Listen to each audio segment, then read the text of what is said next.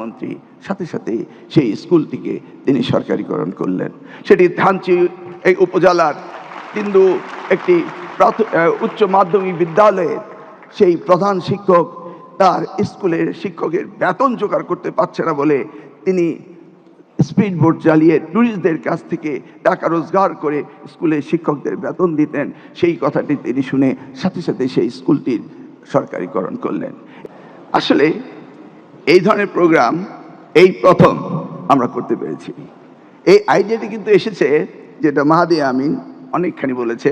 আমাদের সামনে বসে আছেন আমাদের madam prime minister doctor Zubaida Rahman. আমরা এর পূর্বে ঢাকা ডিভিশনের যে অনুষ্ঠানটি ফাইনাল রাউন্ডে এসেছিল শাইন স্কুল অ্যান্ড কলেজের, সেই অনুষ্ঠানে তিনি উপস্থিত ছিলেন এবং দেখেছি। আজকে আমার এবং গতকালকে প্রত্যেকটি স্টলে গিয়ে মনে হলো যে আমাদের দেশে নিউটন আইনস্টাইনের অভাব নেই। যে স্টলেই যাচ্ছি এত ইনোভেটিভ, এত সুন্দরভাবে তারা এক্সপ্লেইন করছে, এত ক্রিয়েটিভিটি তাদের ভিতরে রয়েছে, যেটা দেখে ভাবছিলাম আজকে নিশ্চয়ই মাননীয় প্রধানমন্ত্রী আমাদের সময় দিয়েছিলেন 2 ঘন্টা, তিনি বোধহয় 2 ঘন্টা যেতে পারবেন না।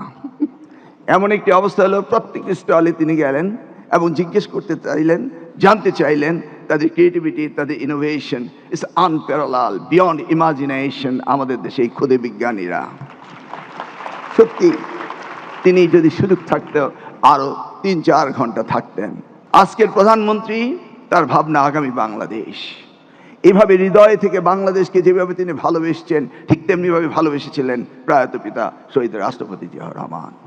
ঠিক তেমনিভাবে ভালোবেসেছিলেন এদেশকে, এদেশের শিক্ষা ব্যবস্থাকে, এদেশের ভবিষ্যৎকে আমাদের প্রিয় দেশমাতা বেগম খালেদা জিয়া।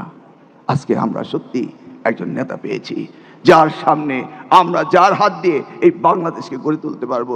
আজকে এই জিনিসটি এই সকলের সামনে, এই ক্ষুদে শিক্ষার্থীদের সামনে প্রমাণ পেলাম আজকে আমরা।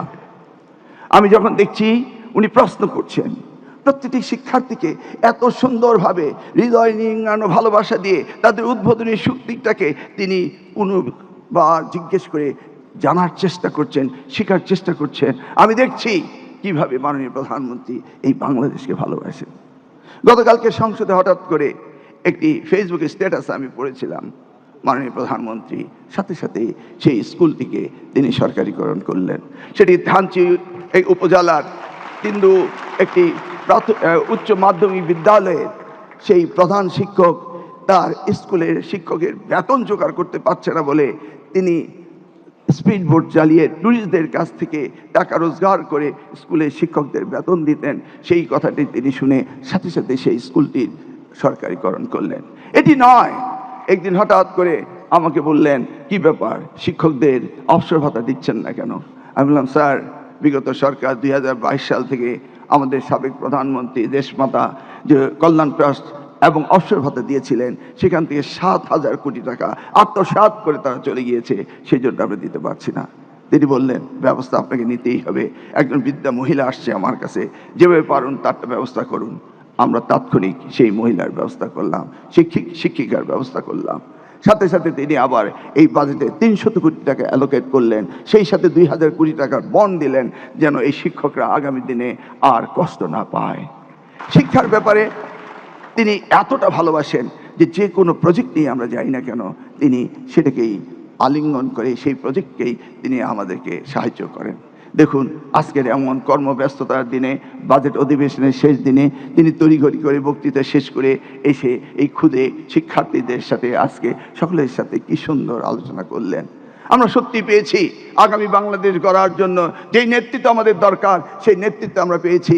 আপনারা সকলে আল্লাহ রাব্বুল আলামিনের কাছে দোয়া করবেন, তিনি যেন সুস্থ থাকেন এবং এই বাংলাদেশকে যেন তিনি আগামী দিনে নিয়ে যেতে পারেন।